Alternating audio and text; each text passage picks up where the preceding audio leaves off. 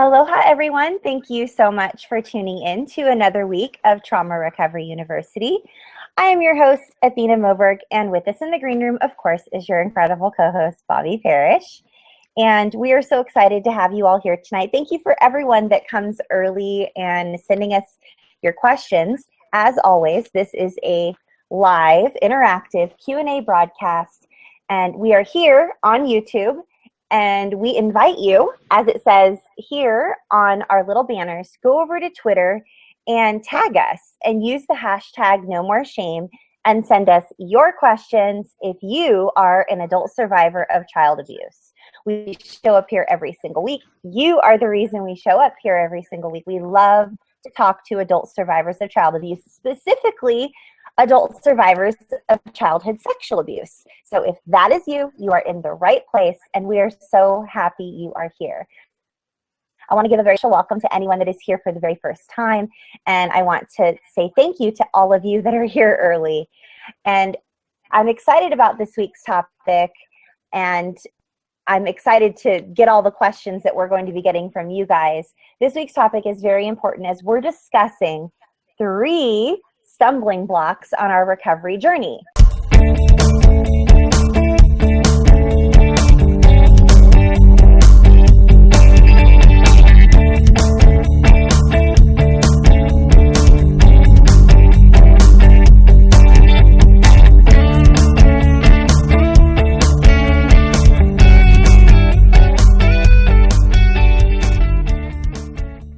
What are the 3 stumbling blocks on our recovery journey? The 3 stumbling blocks are avoidance, denial, and minimization. And we're probably going to go in that order as our one page, as always, that matches up with tonight's broadcast. We're going to go in that order: avoidance, denial, and minimization. So without further ado, I do want to say a very special welcome if you're finding us anywhere besides on our Roku TV channel or our YouTube channel. And I want to invite you over to Roku TV or YouTube and find us by searching for Trauma Recovery University. We are here every single week, live 9 p.m. Eastern, 6 p.m. Pacific, answering your questions here. And we also have 2 other Twitter chats that we have every single week for adult survivors of childhood sexual abuse. So welcome, welcome, welcome if you're on iTunes, Stitcher, Spreaker, SoundCloud, or even iHeartRadio. And just welcome to everyone, however it is that you found us. We're glad that you're here. I'm going to hand this over to Bobby Parrish, issue a trigger warning, and move on from there. Thank you so much. Take it away, Bobby. Hi, everybody. We're so glad that you're here. I do want to issue a trigger warning. This is a broadcast or video or podcast, depending on how you're listening, that talks about childhood abuse, specifically childhood sexual abuse. So if you are triggered, please, we just want you to step away, shut the video down, turn off the podcast, and just walk away for a while, get yourself grounded, and then come back when you feel calm, and go ahead and watch the rest of it. If you are watching live and you're triggered, just go ahead and shut it off. Our videos are uploaded within a matter of a couple of hours after the broadcast is over. They're uploaded to YouTube and then shortly after that to Roku TV. So we don't want you to feel badly while watching these videos. We want you to feel encouraged and we want you to feel hopeful. If you're in crisis right now, we want to encourage you to reach out to our friends at RAIN. That's the Rape, Abuse, Incest National Network. And I push my computer away here a bit because I hear an echo. And they can be reached at 1-800-656-HOPE, HOPE. Or they have a crisis chat feature on their website at rainn.org. Now, if you're in the UK, first of all, hi, because it's 2 o'clock in the morning for you, and you're a stalwart watcher in our community, and we're so glad you're here. And you can reach out to the Samaritans, and they can be reached at, I have my handy dandy sticky note, 116123, or you can reach out via email to Joe, J-O, at samaritans.org. And then if you're in Australia, I can't begin to tell you what time it is there, but I'm pretty sure it's either really early tomorrow morning or maybe close to lunchtime. And if you are in crisis, you can reach out to your national hotline at 131114. Next week, yeah, hey, close. Is next week April, Athena? I think 2 weeks. I think it's 2 weeks. My wedding anniversary is April 2nd. So I Okay. think it's in 2 weeks. I'm hoping that I didn't forget because I didn't get a card for my husband yet. I think it's 2 weeks. I'm not sure. Okay. Well, April is Sexual Assault Awareness Month. And during that month, Athena and I are going to be coordinating with another group here on Twitter to host a special Twitter chat on the steps to surviving. So watch for that on our Twitter feed. Athena and I will be tweeting information about it. And join us live the month of April. We'll have 4 Twitter chats over the course of the month, and we would love to have you join us. So I think that's all the announcements that I have. Welcome, everyone, and we're so glad that you're here. We're honored that you're here, and we are excited tonight to talk about how to knock avoidance, denial, and minimization out of the way in your recovery so that your recovery can go smoother and faster. So, Athena, does anybody have questions already before we've even started? Not yet. Everybody is just saying hello. I wanted to say a very special hello to Maggie. I'm not sure. Was Maggie here last week live and I didn't say hi to her? I think she was, yes. Okay. Hi again, Maggie. And I want to say welcome back to Lindy and hi to Angela, Bird Rogue. Hi, Denise. You're such a rock star, Denise. Oh my gosh. Hi, August. Hello, Matt. Hi, Sarah. Bobby and I had some cheesecake. Did you get the pictures we sent you? Because you guys, I don't know if you guys knew this, but I flew out on Thursday.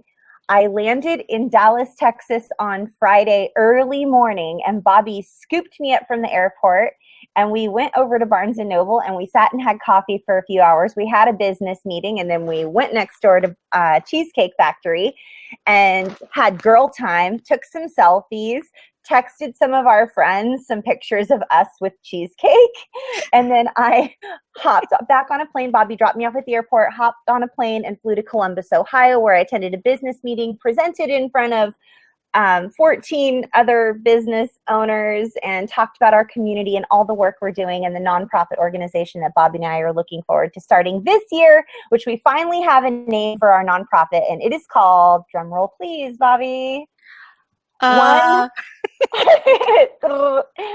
million survivors.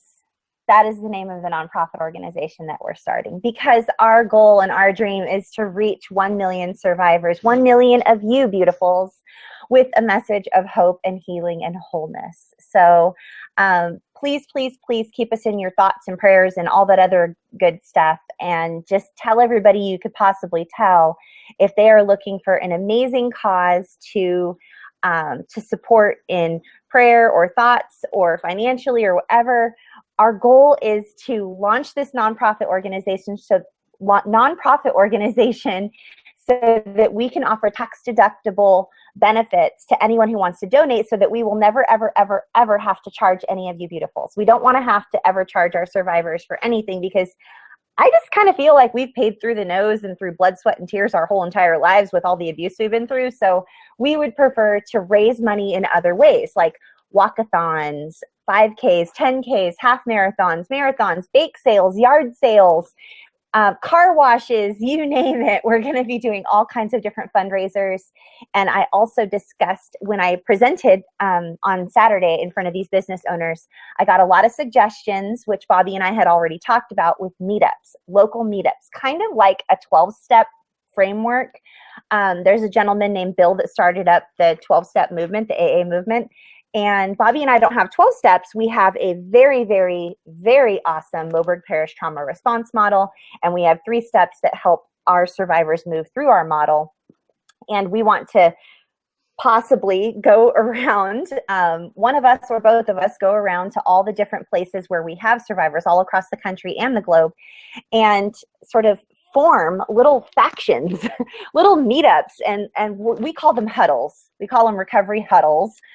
Girls huddle in sports groups, guys huddle. So it's sort of a unisex thing. We sort of had that by design. And that was something that was brought up during this meeting of all these entrepreneurs and angel investors and business owners and people who have literally raised $20 million for charity previously, who run successful businesses. They're like, Athena, you really, really, really need to be going, and you need to be doing these meetups. You need to be forming these local groups where everyone can heal in safety, not just online, but in person, because your community has spoken and they want to be in person. They want to be in the same room with you and know that they're safe and that they're understood and that they're known and that they're not alone. So that's just a few things that are on the horizon in our community. Thanks for listening to our public service announcements. And if you have any suggestions or thoughts or ideas or just anything that you want to send us to encourage us in this journey of launching this 501c3, please send it to nomoreshame.project@gmail.com. And I just want to say two things. I have two more things. A very, very, very special thank you to Amy Schmidauer and Vincenzo Landino for hosting the Mastermind in Columbus, Ohio, #MastermindCBus. And I wanted to do a birthday greeting to one of our community members, our OG members that have been here from the very, very, very beginning. Yesterday, you guys, if you would please tweet out a happy birthday to Wave Mistress. Yes, our very own Simi. Happy birthday, Simi! We love you. We know that yesterday was your birthday, and I didn't get a chance to wish you happy birthday yesterday because it was Sunday. So happy birthday from every single one of us. We love you. If you guys would just send her a little birthday love, that would be amazing. Thank you to Jack for letting us know that it was your wife's birthday. So I think that's it for me, Bobby. How's everybody doing on the Twitter stream? Did you have anything you wanted to add, by the way, to the 1 million survivors and the huddles and launching of the 501c3 and all this other crazy stuff that I'm talking about? Well, I think it's so awesome, the name that we came up with, because that's our goal. We want to reach 1 million survivors. And so far, I think we're probably up to maybe around 20,000, but we have a ways to go. But that's our commitment, and we need your guys' help. So if you have a survivor, if you encounter a survivor, you have a friend who's a survivor, go ahead and connect them with the videos. We want to be able to reach as many people as possible. And we know, sadly, that there are more than 1 million survivors out there, but we have a few years left to live, and we want to do, in that time, meet our goal of reaching 1 million survivors. So just for fun, I went ahead and tweeted out a picture of the cheesecake that Athena and I had on Friday. So if you're watching on the live stream, you'll see the cheesecake display at Cheesecake Factory. Just so y'all knew what we were doing on Friday. Because that's how we roll when we have a business meeting in girl time, with coffee and cheesecake. And yes, I agree with you, Matt. Cheesecake is a perfect complement to salty snacks, most definitely. So, and is everybody not just loving the little hearts on Twitter now? I can't stop liking things. I'm so happy. Is it going to go away? Is it going to go away tomorrow, or is it going to stay for a long time? Is today like Love Twitter Day or something? I kept seeing the hashtag Love Twitter. I think it's its birthday. Oh, I want those hearts on my birthday. No, but they make me so happy. I'm pressing every one. So I know. That is just so cool. Okay. Hi, Kalisha. I think we said hi to everybody that is here live so far. Before I forget to let you guys know, if you are tuning in for the replay and you do not want to listen to us say hi to everyone and tweet out cheesecake pictures, but who wouldn't want that? But if you don't, for some reason, that's okay. Down below in the video description, just page way down all the way to the bottom of the video description, just before you hit the comments, and you will see a section that says, if you're here watching the replay and you're not tuning in live and you would just like to watch the video and the screen share content and you don't want to hear us talk, click this number. Go ahead and click that number and it will fast forward you to right before we go to share the screen share content, and you don't have to listen to everybody's questions and answers. You can just read the one page, or you can go to traumarecoveryuniversity.com or nomoreshameproject.com. Click on the tab that says downloadables and you'll be given immediate access to tonight's downloadable resource titled 3 Stumbling Blocks to Your Recovery Journey in Child Abuse. And you'll be given immediate access to the rest of our library of downloadable resources. So without further ado, maybe we should just jump into some content, Bobby, unless people have questions. I haven't seen any questions. We have a lot of socializing going on because, hello, we're a social group on social media here, but I don't know if anybody has any questions. Oh, the 1 million survivors sounds amazing. Too, that would be awesome. Thank you. Bobby, do you want to do our screen share? You bet. All right. So we're going to be talking about avoidance, denial, and minimization. And oddly enough, my brain just put them in alphabetical order. So that's how we're going to be tackling them. We have talked a lot about how family members and society uses avoidance, denial, and minimization to silence us and control us. We've talked about how enablers have used avoidance, denial, and minimization to, again, silence and control us. We've talked about how society as a whole has so many judgments, about sexual abuse, child abuse. There's so much minimization that goes on. There's so much victim blaming. But for tonight, we're actually going to talk about how we, as survivors, use avoidance, minimization, and denial, and how that gets in the way of our recovery and actually prevents us from making a swift and smooth recovery, and sometimes keeps us from even moving forward, causes us to get stuck. So let's look at the one page. There we go. You guys, why don't you let us know what questions you have for us? I just tweeted it out in case anyone can't see us live.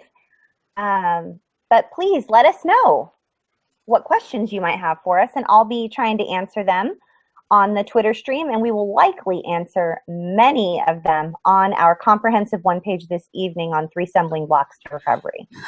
Okay, so surviving a childhood of abuse, sexual, emotional, verbal, and or physical, is a very difficult thing, especially when you are a child.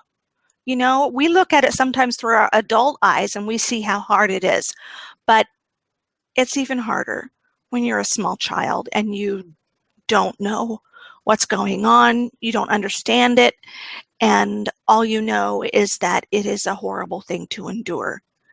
So to deal with the intense emotional pain, both during and after the abuse, we learn to employ powerful coping mechanisms. And while these strategies help us survive the abuse in the short term, when we hold on to them in the long term, they will both complicate and hinder our recovery. Okay, so tonight we're talking specifically about avoidance, denial, and minimization. But personally, when I was a child, the most significant coping strategy I used was dissociation. Now, I am so thankful that my brain knew how to do that, because it helped me to endure and survive a horrible childhood. But as an adult, dissociation is not a good thing. It is scary. It keeps me from being present during things that I really need to be present for. And it robs me of time and of understanding and being in relationship with people. Okay? So avoidance might have been something that was very powerful and successful for you as a child, and then perhaps as a teen or a young adult when you were still spending a lot of time with and around your abuser. But once you get older and those memories start pouring back in, and you start to struggle with things, at that point, using avoidance and denial and minimization is not that helpful anymore. Now is the time where they actually become stumbling blocks rather than coping mechanisms, or at least healthy coping mechanisms. Okay? The most common coping mechanisms that, although helpful when we were young, become problematic for survivors in recovery are avoidance, denial, and minimization. Typically, survivors use these three strategies to prevent themselves from facing the enormous pain of their abuse, as well as acknowledging anything we're doing to soothe our abuse that isn't healthy for us, such as addictions. Okay? I have binge eating disorder, and there are times that I use that. Well, every time I use it, it's to numb pain. It's to cope with pain. But if I minimize it, that doesn't help me recover. If I say, you know what, it's okay, I'm just going to have one cookie. I just had one. I had two. Oh, nope, sorry, I had 24.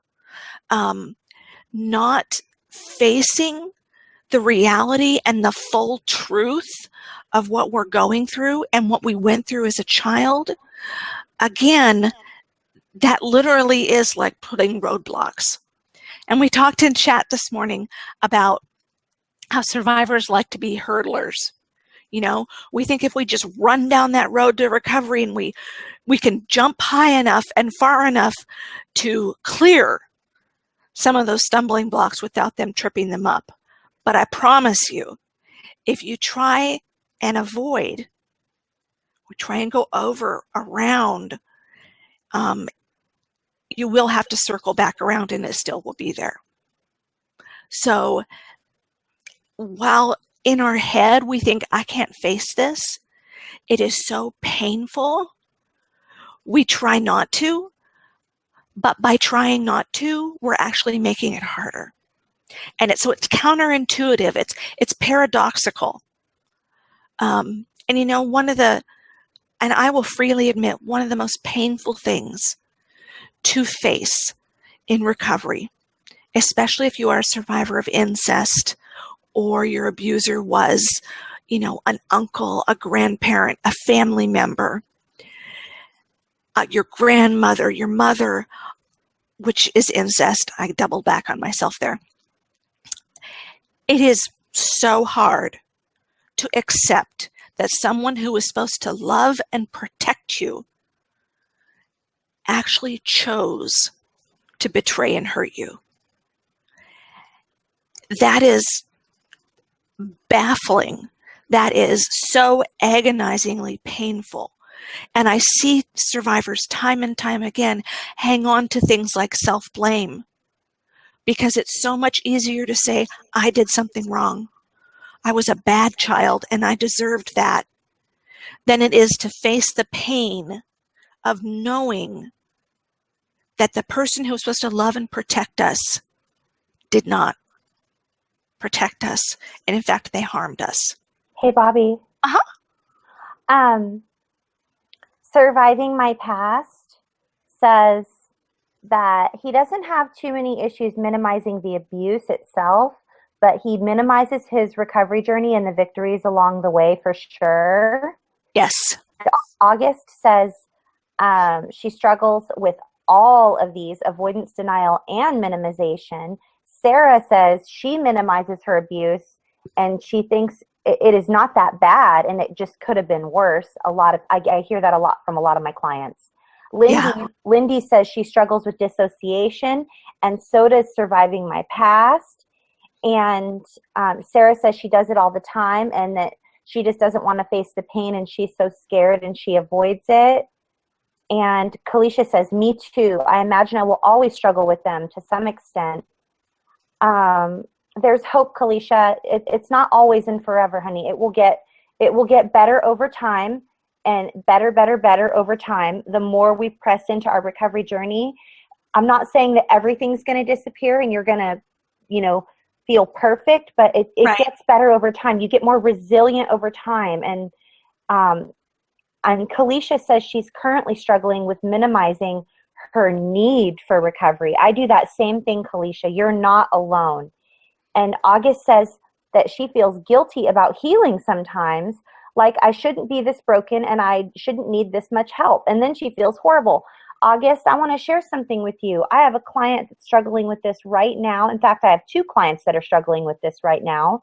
They feel guilty about healing, and they go back and forth with feeling like they don't deserve a good life, they don't deserve to heal, and then feeling horrible about themselves that they feel like they don't deserve to have a good life. They feel guilty about healing, but then they feel guilty about not allowing themselves to have a good life. And it's this paradox, and it's this dichotomy. It goes back and forth, back and forth, back and forth. So I just want to encourage each and every one of you that you are not alone in this. And I think it's something that most survivors do at one point or another, because sometimes the pain gets to be too much.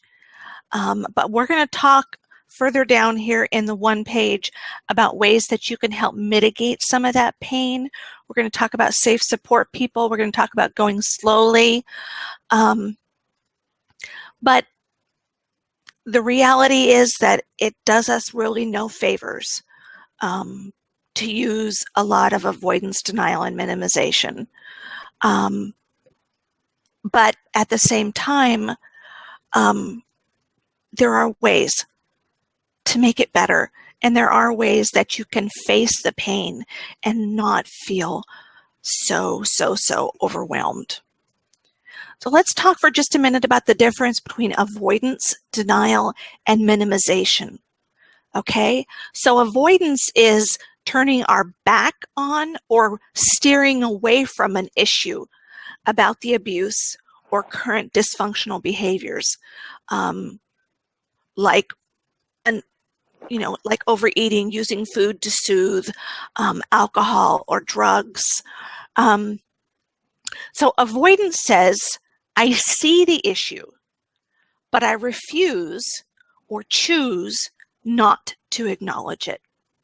Okay, so in avoidance, you see it, you just refuse to see it, to acknowledge it and deal with it. You know, if you see it ahead of you, you'll turn around and go the other direction. If you see it to the right of you, you'll turn left. Whatever you need to do, you will do to avoid that issue.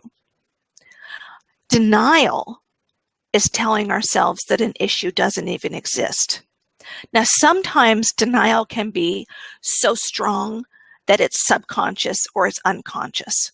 Okay? We may have something so steeped in denial that we don't know that we're actually denying it. And it can come up later, though, in therapy. Okay? Denial says, issue? What issue? Okay? Denial doesn't even see it, doesn't recognize it, won't even tell you that it exists. Now, minimization is making light of or belittling our abuse or its after effects. Okay? And by far the worst of those two is belittling, because when we belittle our abuse, we belittle ourselves. And we are often mimicking the voices of our abusers. Oh, absolutely. Yes. So minimization says, that's not a big issue, so I don't have to deal with it. Yeah. Or, I know that both Athena and I have dealt with this with survivors, where they say, I was only abused one time, or I was just touched and fondled. There was no rape. But abuse is abuse is abuse. Okay? And there's no, this survivor deserves this, but this survivor only deserves this because their abuse was less than. No, that's not the way it works. Everyone who was sexually abused, sexually assaulted, deserves to have care and recovery and compassion, no matter what happened to you. Because we have no idea, what kind of an effect something can have on someone. A lot of it depends on what other factors were going on in their lives. Okay, so perhaps the sexual abuse was one incident, but there was tremendous emotional abuse that was going on. There was tremendous chaos and dysfunction in the family. So there's no just a little bit of sexual abuse. It's sexual abuse all the way across the board. So if you feel like you're minimizing your abuse, it may be because it's hard to face the reality of what happened. And I know that we do that. And the key is to be able to unwrap that package and unravel that minimization and denial and avoidance with the appropriate amount of support. Okay. And while holding on to these coping strategies may feel like a life raft that keeps us afloat, the reality is that they are preventing us from reaching a healthy space where we can function on our own without the need for those strategies like avoidance, denial, and minimization. Athena, does anybody have any questions before we move on? Well, actually, we have Bird Rogue struggles with dissociation as well. And then Inundated Insiders, welcome, has a difficult time feeling that their abuse was not so bad. And Surviving My Past says that feeling this busted or like broken inside is very disheartening. He'll fully hope. Yeah. There's hope. I wouldn't even be alive. I would have suicides, attempts, or given up. I promise there's hope. And Kalisha says that she thinks dissociating is how she actively avoids and denies her problems and triggers. And that's a big one. That's so common across the board with almost all of my clients. And Lindy says she feels guilty because she was molested while her sister was raped repeatedly. Lindy, I know that guilt must feel so heavy, and that sometimes being molested feels like it's less traumatizing than if someone was raped repeatedly. But I promise you, honey, abuse is abuse is abuse is abuse. There's no such thing as less than. There's no such thing as less than. Bobby, what would you like to say if someone says they feel guilty because they were only molested while they have a family member that was raped repeatedly? You know, having encountered a situation somewhat like this in my own family, I really think, Lindy, that there's a tremendous amount of trauma that happens when you know someone you love is being treated that way. So I wouldn't begin to minimize how horrible it was for you to endure both being molested and knowing that your sister was suffering so much. That is huge trauma, and that brings about exactly what you're talking about, which is what in the mental health world we call survivor's guilt. And not survivor as in survivor of childhood abuse, but the person who witnessed someone else's trauma, okay? Secondary trauma. That is so real. That is so real. And the guilt, though, it belongs with your abuser. It doesn't belong to you. Colin Rowe says that he tells himself that his life hasn't been so bad, but then he recalls his difficulties as disasters. So there's another like dichotomy there. And I really want to mention, I know that you guys a lot of you that have been on this channel for a while, Richard Grannon talks about Gregory Bateman's double bind theory of schizophrenia, and it's what he believes that has caused a lot of complex post-traumatic stress disorder. And it's when there are two truths being presented at one time, and it's almost like a catch-22. Like if you choose this, it's one way, and if you choose the opposite, it sort of cancels out the other. So which one is it? Is it this one, but then the other one is wrong? But if it's this one, then the other one is wrong. And then where complex PTSD comes in is when all of that is going on and you just can't escape it. There's not only is there no right answer, but there's no way out. And so, Colin, I really just want to acknowledge that, when we tell ourselves our life hasn't been that bad, but then if we say our life hasn't been that bad, that negates all of the abuse we've been through.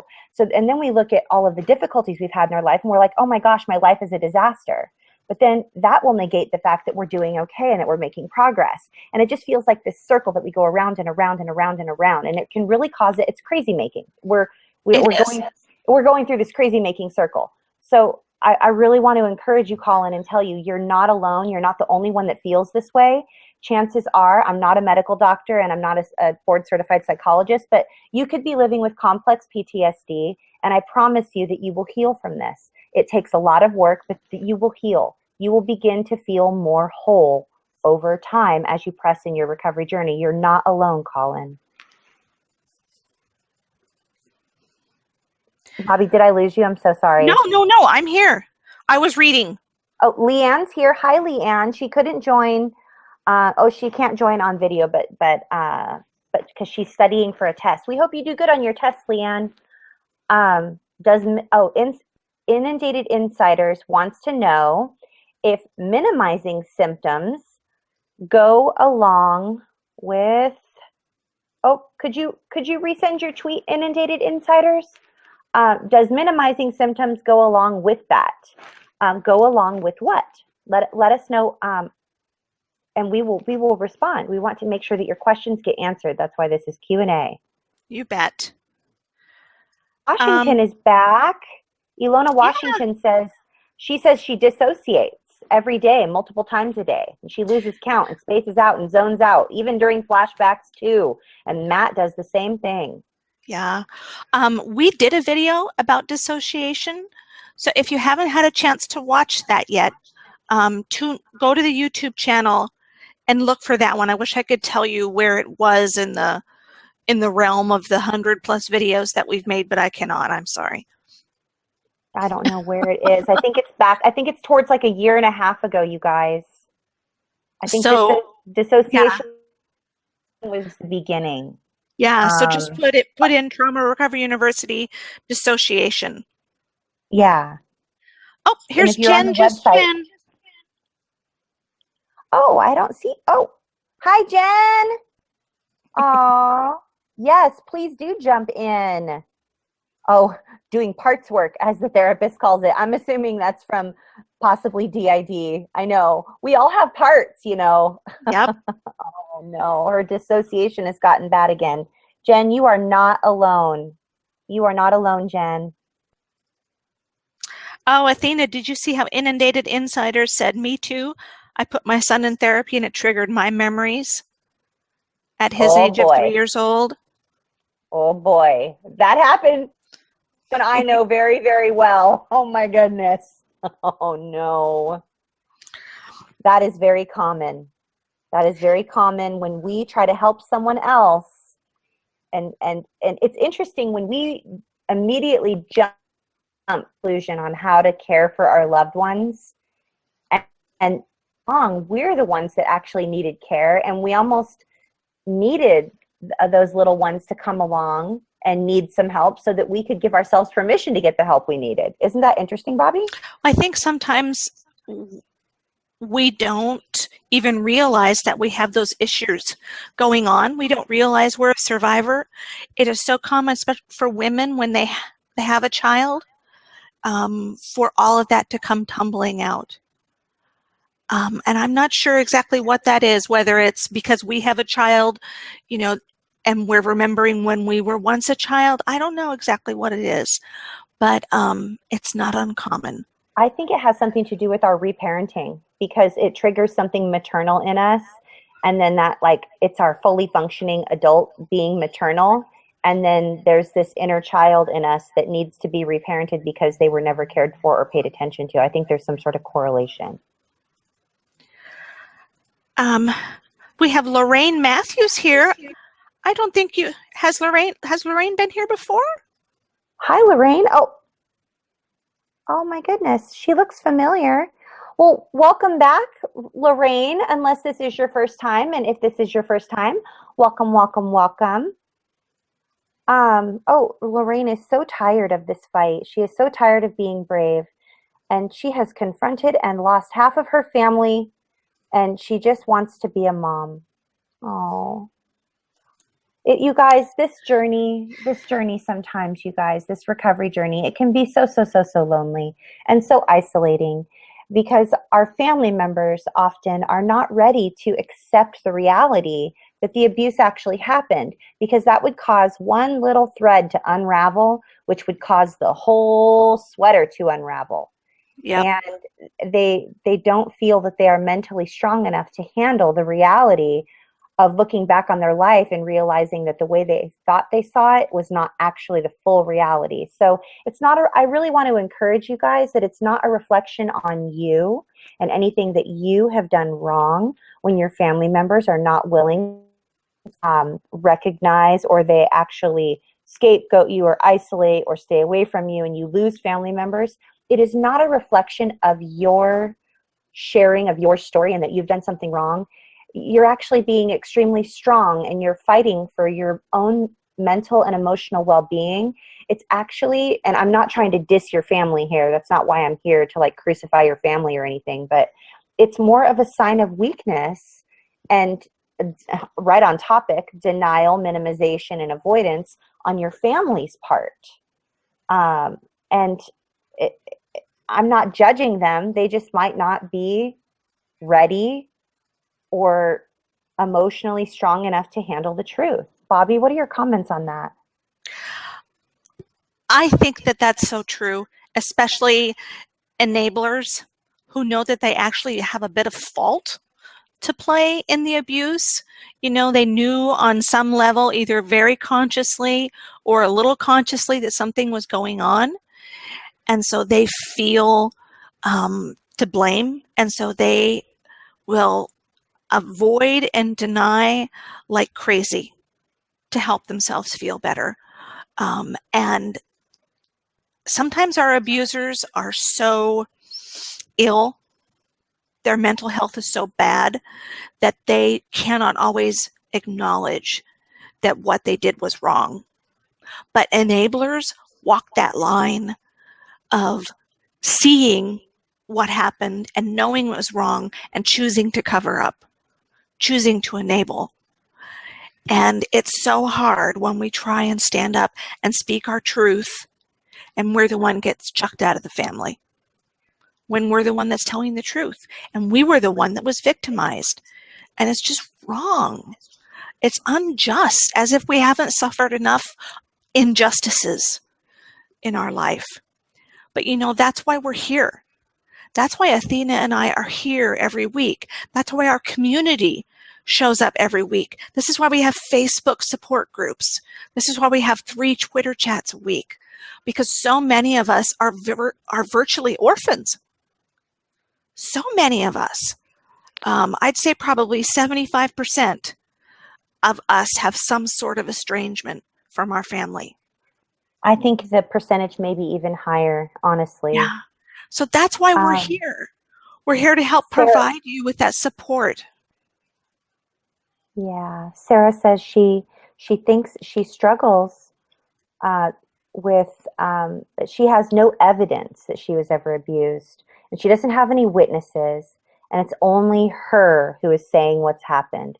Oh, honey, Sarah, I want to encourage you. I I have proof. I have third-party proof, and my whole family still denies everything. It's easier for them. I'm not saying that your family's the same way, but I just want to let you know, Sarah, that, you know, you could have, you know, a line of people that stand there and say, yes, I know this happened. Yes, I saw this happen. And the bottom line and the reality and the truth of it is sometimes that our family members and our loved ones are not yet emotionally strong enough to admit the truth, because the pain that they would then feel of the reality, that it would be like self-blame, and they might not even be mentally well enough to actually swallow the reality that they had something to either do with the abuse, or they enabled the abuse, or they could have done something to prevent it. And then and honestly, you guys, I haven't said this, and I almost feel like I was looking right at you right now, but I want to just say this right now. There is a huge possibility that the reason you are ostracized from your family and that this is such a lonely journey for you right now is because you standing up for yourself and telling your truth and wanting to be well and doing all you can to be mentally and emotionally healthy, it could be very triggering or even shaming for another person you know that is a survivor and has never, ever, ever, ever acknowledged it. They've been hiding it, they've been stuffing it, they haven't been wanting to admit it. I have a few people that I know actually that are dealing with the same exact situation right now. They have been ostracized and sort of set apart and shunned because they're doing the work and their loved ones are not ready for it. And they know for a fact that one or two of their loved ones are actually survivors and that they've never talked about it and they're not ready to talk about it. And there's a chance they're never going to want to talk about it. So, Bobby, have you experienced that with your clientele as well? Oh, absolutely. And personally too, my family decided it was going to be too hard to acknowledge that there was a pedophile in their midst. And so, I'm the crazy black sheep of the family. But it allows them to carry on with their charade. But that's all it is a charade. And it's hard to see it in that moment when you're in so much pain. But I have a clarity of truth that they don't have. And it took me a while to get here, but I'm here now, and I wouldn't do it any other way. I wouldn't choose anything else. But we understand that you have to get through that painful part first to hopefully feel that way. And I just would really encourage anybody who feels that way, if you're not in one of our Facebook groups yet, send us a message. We'll talk about how at the end of the video, and we would love to welcome you into one of our support groups where you can get, you were talking about you need validation, Sarah, and that is so human. We need validation, and sometimes we can't get it from our families, but we can get it from other survivors. When they look at you and say, I feel that way too. I validate the way you're feeling. I validate your experience. And it's not the same as having your abuser stand up and say, yeah, you're right, I did that. But there's still some power to it. My purposeful mind says it is so awesome to learn that the things I have been so afraid of are things that others have experienced too. It helps her calm herself. Welcome, my purposeful mind. I'm so happy to meet you. I don't know if you're here watching live or if you're just on the Twitter chat, but I'm going to tweet you real quick. And, that is so awesome, you guys. When we find out for the very first time ever, you guys that are listening and watching and that are tweeting, do you remember the first time you realized you weren't alone? That is a huge, powerful moment for me. I had such a ray of hope at that moment, and I've never let go of it. And I've just been sort of charging full steam ahead ever since that day. And I got to tell you, the more hope that we get and that we feel is the more hope that we can share with other people. And it's this self-perpetuating, beautiful circle or something. I feel like I need to start singing like the Lion King, Circle of Life or something. But yes, you guys, I'm serious. I don't mean to be all like mushy, touchy-feely, warm and fuzzy, but it is a very empowering and hopeful moment when you realize for the first time that you're not alone and that there's other people out there. There's books and thesis and dissertations and videos and everything written all for you to consume so you can learn about how to heal. It's the most empowering, amazing thing. And I just hope that you will grab onto that and just treasure it and then share it with other people. I mean, how awesome is that you can somehow find something good somewhere out of this pile of shit that we've been handed. This is not a pretty thing that we've been handed, but if we can find one good thing, which is sharing with other people the hope that we found in safe community, then I say go for it. Bobby, what about you? And this is one of the reasons that I love our community so much, because we have people in different stages of recovery. And so someone who's just starting recovery can look at someone who's farther down the road and go, okay, I see that she or he is doing this, and I want to do that too. I have hope that I'll get there. Or someone who's further along in recovery can reach back to someone who's just starting and give them a hand, or give them encouragement and tell them, yeah, you can do this. I know you can do this. I know it's hard, but I'll help you.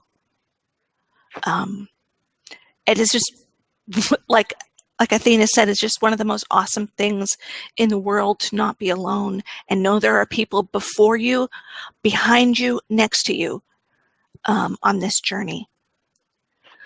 So let's talk about tackling the stumbling blocks in our recovery.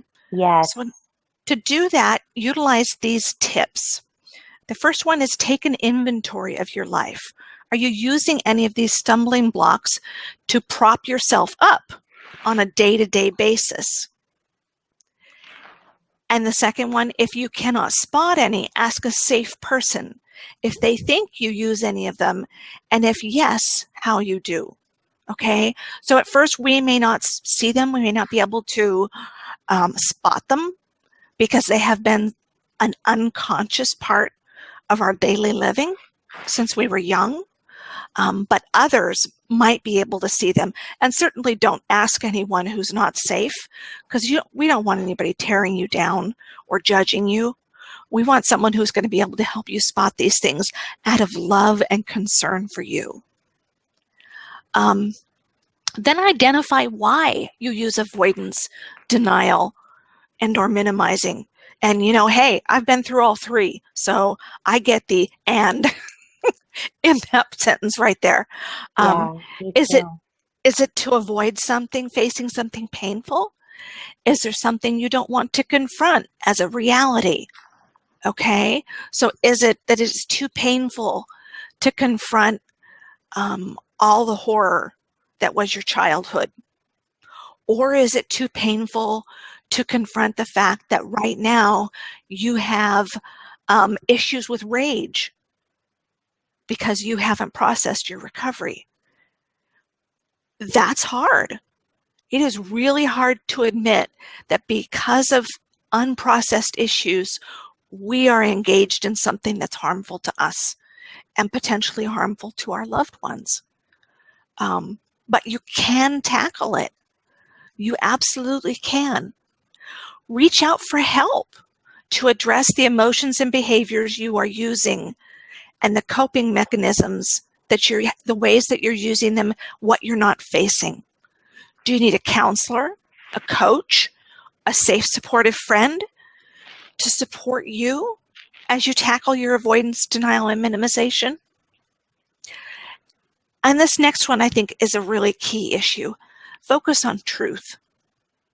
Okay? You may be like, okay, what am I avoiding? Wait, am I denying? Wait, am I minimizing? What am I minimizing? Focus on the truth. What is the truth in what happened to you as a child? Okay? We may very much want to accept blame for what happened when we were a child, but the truth is that wasn't our fault. Okay? We may not want to admit that the reason why, I sit down and eat 24 cookies in one sitting is because I don't feel like I have control over my emotions. But the truth is that's what's happening. And that truth is what I need help with. Either facing that truth or doing something that gives me the power to conquer that truth. This last one, don't rush the process. Well, that's not the last one, second to last one. Don't rush the process. Okay? When I have people tell me that they cannot face the pain of acknowledging that someone who was supposed to love and protect them harmed them in such a significant way, I tell them you don't have to face it all at once. Okay? It's not like you have to grab the whole ugly mess and choke it down in one bite. You don't.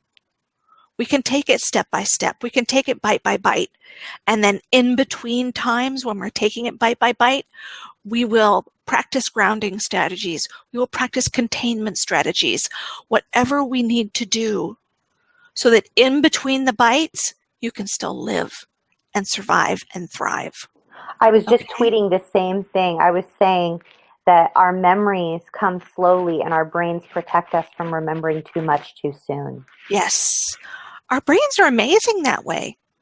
You think that you're in control of your brain, but I think there's a little command section up there that does things without us knowing. And one of the things it does is protect us by refusing to let us see a memory or process a feeling. And the last thing, and it's something that Athena and I say so often, and I'm sure that y'all are getting tired of hearing us say it, but we're going to keep saying it.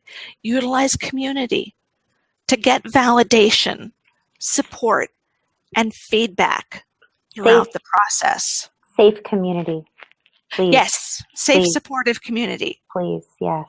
Stay safe. You need to know what a safe person looks like. And we have, here I am just like sitting back with my feet up. Hello. We need to know what safe support looks like, you guys, what safe people looks like. What do safe people look like? And then we need to do our best to surround ourselves with safe people. And Bobby and I'm gonna put all my tweets down, my Twitter peeps. So Bobby and I talk about like a bullseye. Like there's the small red bullseye in the middle, and then there's the rings that go out, out, out, out, out. So I got the opportunity to meet with someone in person today, one of our community members, and she had put some people in her inside little red safety circle that were not safe. Some people that were friends, some people from church. You all, church people are just as broken as non-church people. I'm going to say it again. Church people are just as broken as non-church people.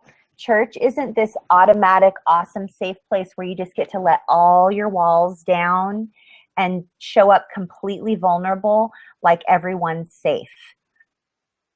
Ideally, I'm sure that's like what it will be like in heaven someday, because there'll be the absence of sin and we won't be these fleshly, carnal people that are just like fleshy and just, the way we are, we're human and we're flawed.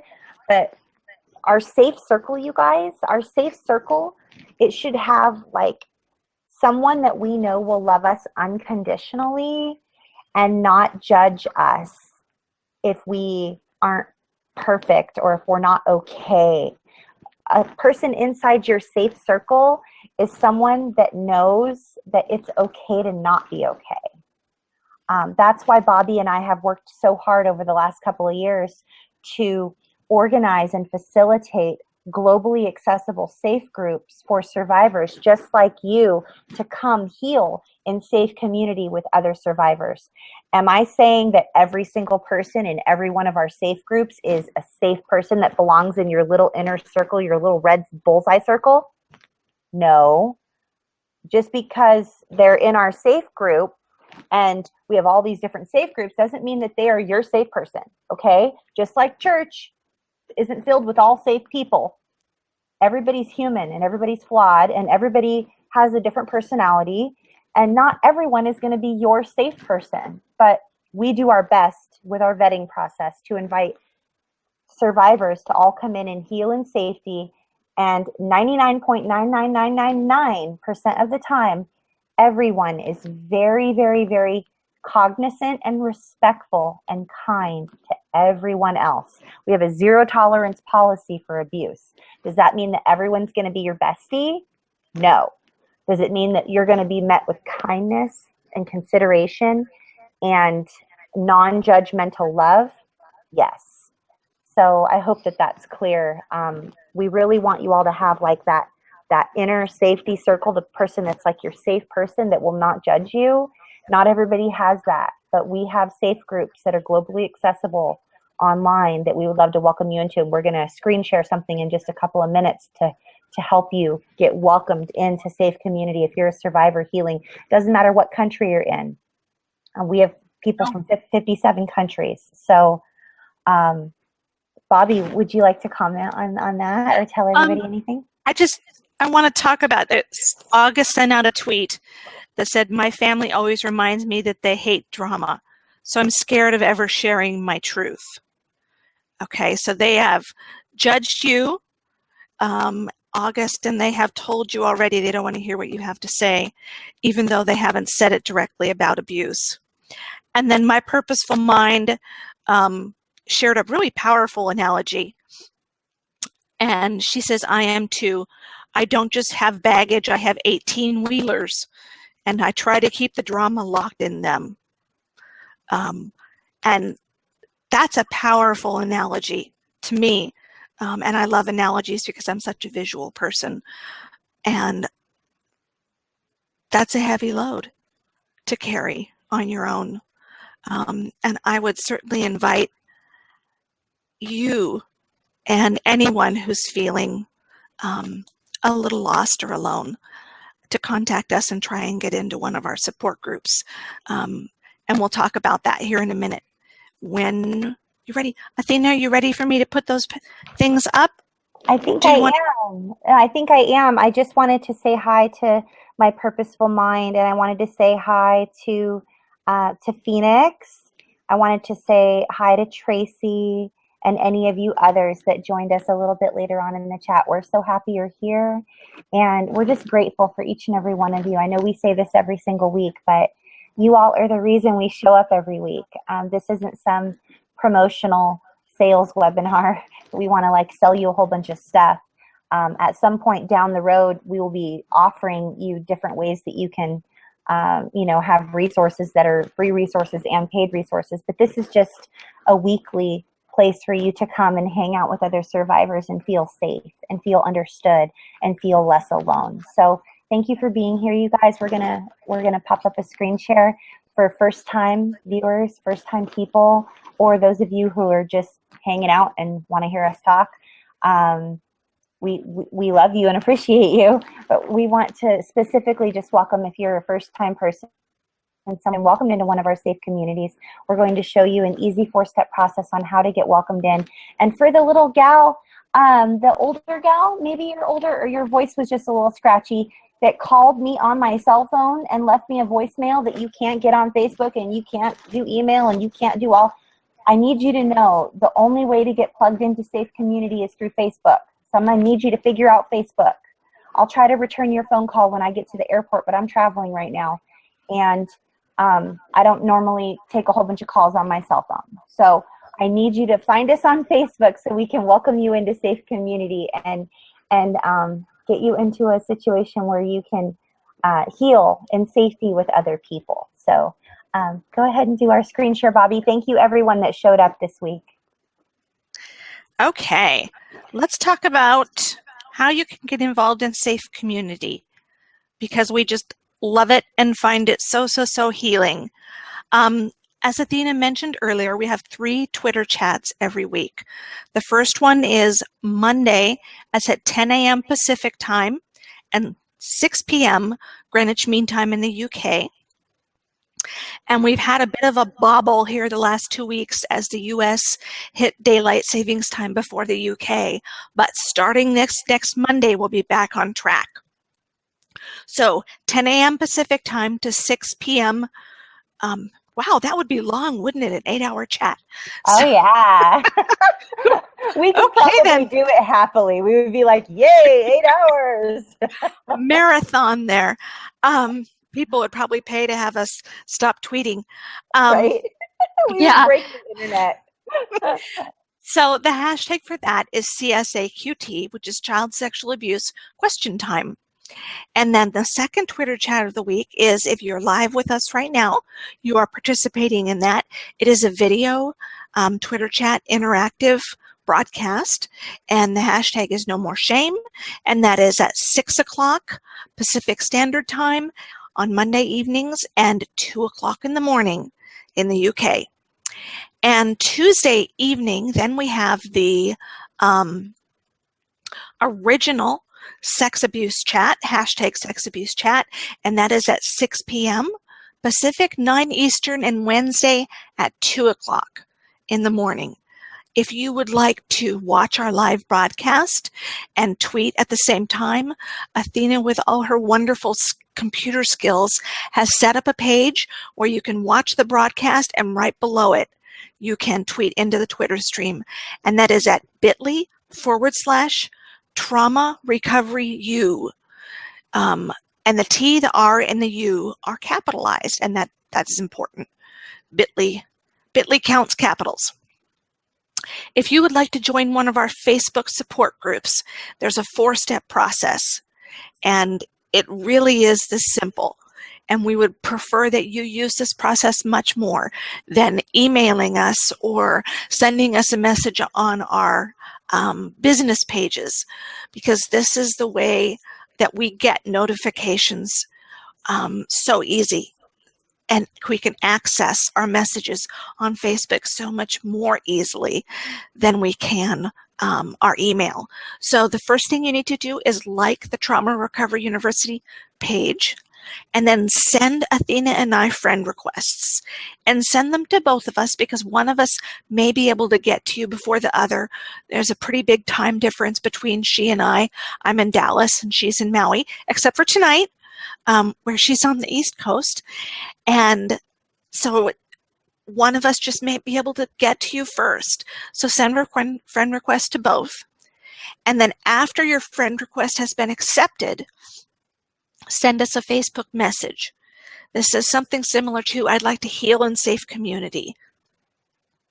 And then if we don't know you, for example, you haven't interacted with us on Twitter, we haven't seen you here on the broadcast, you're already not someone we have connected with on Facebook, then we will likely ask you some questions.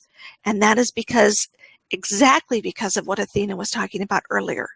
Our goal is to not allow anyone into the support groups who would be unsafe or predatory.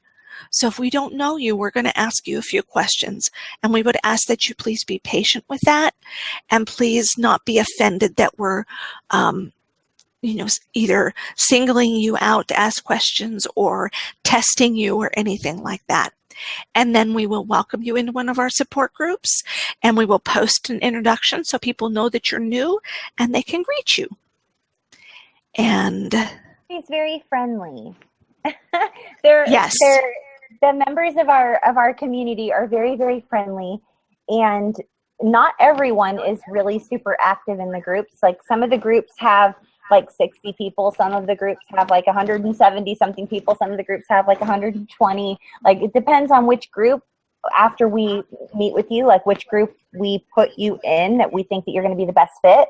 But not everyone's active. It's not 100 and something people always messaging you. Like, it's like there's about a couple dozen people that are in there pretty regularly on each and every group. So yeah, a couple dozen at any given time. I think that's pretty accurate. What do you think, Bobby? At any one time, yeah, there's probably a couple dozen people who are active, and then they filter out, and another 20 or 30 will come through in the evening. And like Athena said, we have people from Africa, from Europe, from Central America, Canada, the UK, which is of course part of Europe, and Nigeria. I guess that's part of Africa. But still, I'm like so excited. It's one of the countries there. In our support groups. And so at any given time, 24 hours a day, there's somebody there. So that is one of the wonderful things about these support groups, is that if you need support 24/7, it's there. So let's take a look at ways to contact us. Let's see here. Let's talk about email first. I am BobbyLParish@gmail.com. Athena is Athena Moberg Speaking @gmail.com.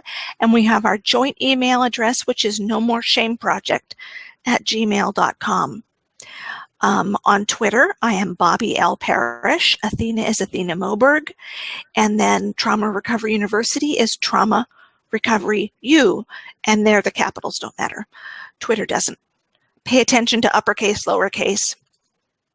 Every week you can find our videos. Actually, you can find them 24/7 on YouTube, Roku TV, or Google+. Just do a search for Trauma Recovery University, and they'll pop right up.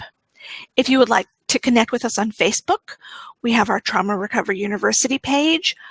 My professional page is Bobby Parrish Coaching and Consulting. My personal page is Bobby Parrish.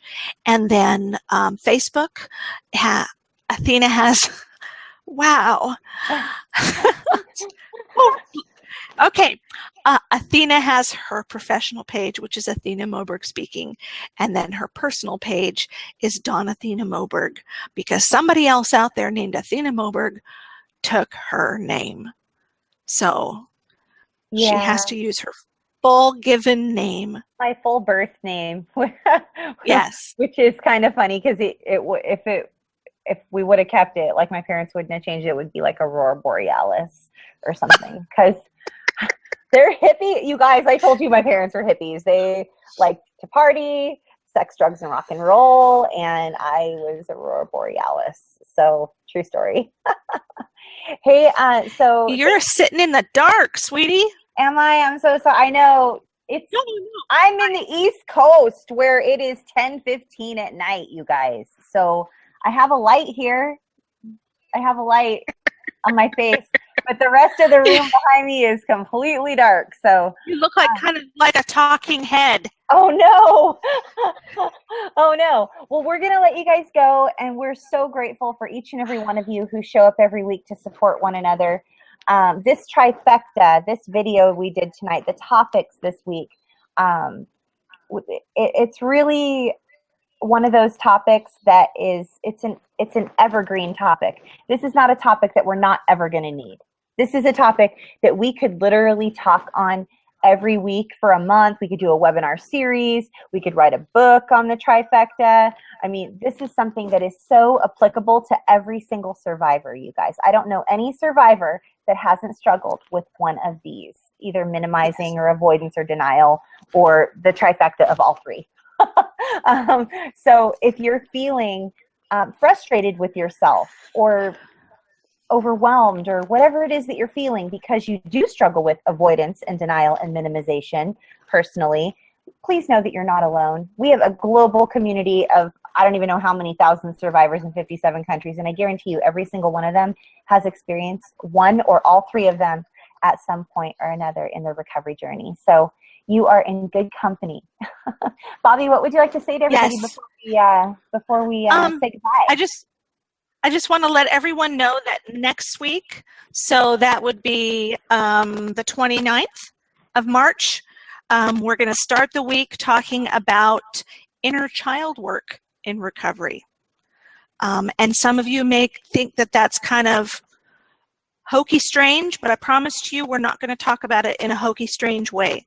We're going to talk about it in a way that we hope will be helpful to everyone across the board who has experienced childhood abuse. I was talking to someone today, and I was telling them, in fact, I got an opportunity to meet up in person with one of you beautifuls, like one of our survivors in our community here locally. They drove like 3 hours or something to come meet up with me, both she and her husband. And I started talking about inner child work. And I said, I know this is going to sound woo-woo, but I promise you it's not woo-woo. Like, just trust me for a second. And I was talking about inner child work and comforting and reparenting that inner child when we're triggered. Oftentimes when we're triggered, you guys, it's not our fully functioning adult awesome self that's triggered. It's our little person inside of us that was not nurtured or cared for or loved or safe.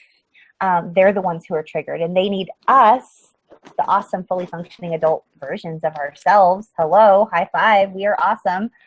They need us to comfort them. And so I'm so excited to be discussing inner child work. It's something that has catapulted my own recovery and the recovery of every single one of the people I get to work with. So Bobby, thank you. I love seeing your face every Monday. It makes me so happy. And I love being able to see you this week in person and have cheesecake. It was the best. It was awesome. All right. Well, until next week, you guys, we love you. Aloha, and tune in next Monday, 6 p.m. Pacific, 9 p.m. Eastern for Trauma Recovery University. Tell all your friends, share the video, share the links, tweet it out. Invite everyone you know that might want to learn something, not woo-woo, about inner child work in recovery from child abuse. Until next time, aloha, everyone.